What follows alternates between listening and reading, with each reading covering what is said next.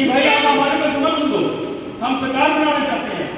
साहब ने कहा कि हमारी 2 शर्तें होंगी, मंडल कमीशन को लागू करो, मान्यवर बाबा साहब भीमराव अम्बेडकर जी को भारत रत्न मिलना चाहिए। उसके लिहाज के साथ उस वक्त बीपी सिंह की सरकार बनी थी, अन्यथा बीपी सिंह की सरकार नहीं बन पाती। उस मूवमेंट को बाबा साहब की मूवमेंट को चलाने के लिए मान्यवर कांशीराम जी ने अपना पूरा सहयोग मंडल कमीशन बोर्ड लागू करने के लिए सरकार को दबाव में डाला।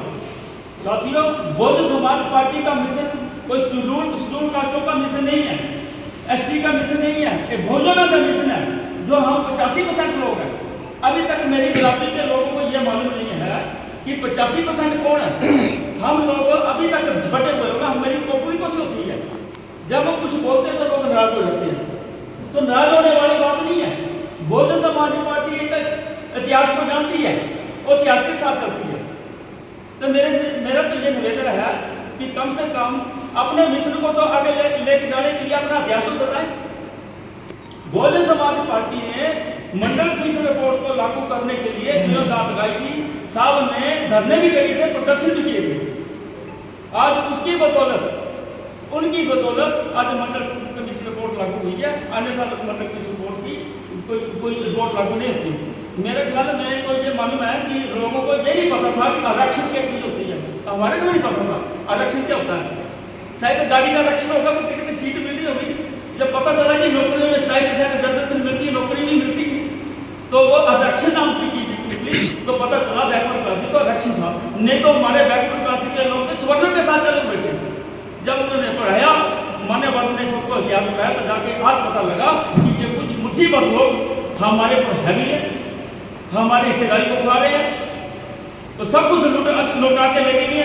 सबने पहले बार नोट 500 रुपये, हमारे लोग अच्छे हैं, खाने पीने को भी ठीक है, और फिर बोलते हैं कुछ भी नहीं है।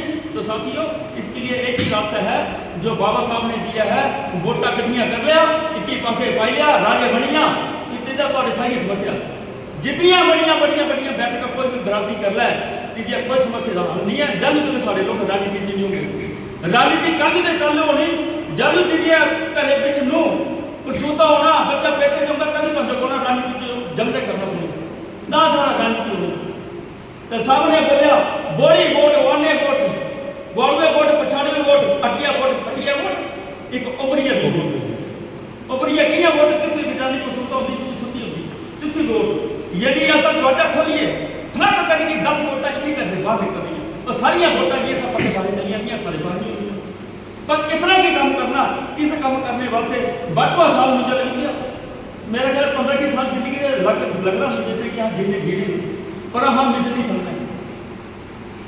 बाद में 15 इतने 60 70 साल हो सकता है छुट्टी बात होना शुरू ये बस आप जीतिए सब। मेरे ख्याल पैरेंट्स पढ़ना शुरू हो रहा है, मेरा ख्याल उन्हें लग गया पढ़ा हो ही सकता। तो मेरा ख्याल है कि थोड़ी देर जिंदगी देखिए, थोड़ी देर इस जिंदगी जो सारे कने चली पो ईमानदारी में ये नहीं देखना बीजेपी वाला के बीच वाले चलते कांग्रेस वाले का कांग्रेस चलते नहीं। हमने अपने मिशन को नहीं छोड़ा। बड़ी कभी किसी की बैठक में नहीं जाता है, नहीं जाता है। मांस के साथ को बुलाएगा तो जाएंगे, अंथा बाड़ी नहीं जाएगा। अपनी बात को रखेंगे वो बात को ऐतिहासिक बात होगी, सच्ची होगी, सही होगी, अन्यथा हम किसी बैठक में नहीं जाएंगे, चाहे वो कुछ भी हो जाए। हमारे 7 आदमी हो, 10 हो, 20 हो, 50 हो, हम अपनी बात अपनी सोच पे रखेंगे। साथियों, एक बात और बोल देता हूँ, अगले महीने 26 जुलाई को मान्यवर साहू जी महाराज जी का जन्मदिन होगा।